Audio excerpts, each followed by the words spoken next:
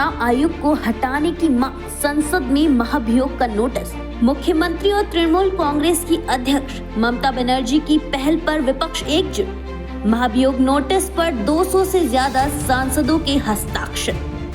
CM Mamata Banerjee की party Trinamool Congress ने मुख्य चुनाव आयुक्त ज्ञानेश कुमार को पद से हटाने के लिए संसद के दोनों सदनों लोकसभा और राज्यसभा में महाभियोग का नोटिस दे दिया है। जानकारी के अनुसार यह नोटिस करीब 10 पन्नों से अधिक का दस्तावेज है, जिसमें कुल 7 प्रमुख आरोपों का जिक्र किया गया है। इस महाभियोग नोटिस पर 200 से अधिक सांसदों ने हस्ताक्षर किए हैं। सूत्रों के मुताबिक लोकसभा के करीब 130 सांसदों और राज्यसभा के 63 से ज्यादा सांसदों ने इस प्रस्ताव का समर्थन किया है। बताया जा रहा है कि विपक्षी गठबंधन से जुड़े अधिकांश दलों ने इस नोटिस पर हस्ताक्षर किए। गौरतलब है कि नियमों के मुताबिक मुख्य चुनाव आयुक्त को हटाने के लिए लोकसभा से कम 100 सांसदों और राज्यसभा से 50 सांसदों के हस्ताक्षर जरूरी होते हैं। ऐसे में आवश्यक संख्या पूरी होने के बाद यह प्रस्ताव संसद में पेश किए जाने की संभावना होती है। वहीं अब हम आरोपों की बात करें तो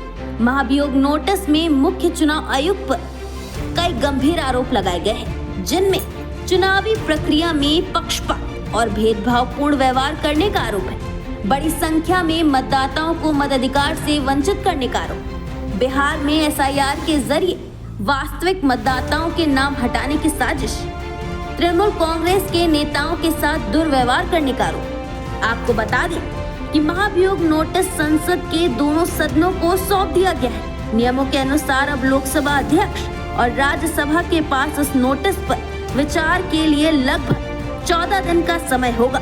यदि इन 14 दिनों में नोटिस वापस नहीं लिया जाता और प्रारंभिक जांच में आरोपों को गंभीर पाया जाता है, तो दोनों सदनों के प्रमुख मिलकर एक जांच समिति का गठन कर सकते हैं। यह समिति आरोपों की जांच करेगी और अपनी रिपोर्ट देगी। अगर समिति ये मानती है कि आरोपों में दम है, तो इसके बाद संसद में इस मुद्दे पर विस्तृत चर्चा हो सकती है। इस दौरान मुख्य चुनाव आयुक्त को भी अपना पक्ष रखने का पूरा अधिकार होगा और वह वकील के माध्यम से संसद के सामने अपनी दलीलें पेश कर सकते हैं। अब सवाल ये उठता है कि मुख्य चुनाव आयुक्त के खिलाफ लाया गया यह महाभियोग प्रस्ताव सही है या फिर यह सिर्फ सियासी टकराव का एक और उदाहरण है। अपनी राय हमें कमेंट करके जरूर बताएं।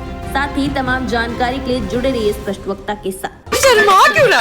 दीदी कितनी शाई है ना? वो तो है। दीदी अपने हर बॉयफ्रेंड से ऐसे ही शर्माती है। प्रिया गोल्ड CNC, मीठे में नमकीन का ट्विस्ट।